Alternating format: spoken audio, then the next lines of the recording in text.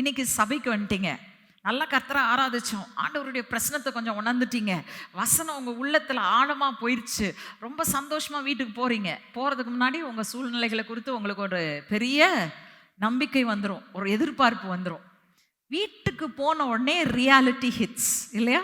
எப்போவுமே நம்ம சூழ்நிலையில் போய் நிற்கும் போது உண்மை இதுதான் பேன்னு நம்ம மூஞ்சில முழிக்கும் போது என்ன ஆயிடுது நமக்கு அப்படின்னா, நம்பிக்கை குறைய ஆரம்பிச்சிருது.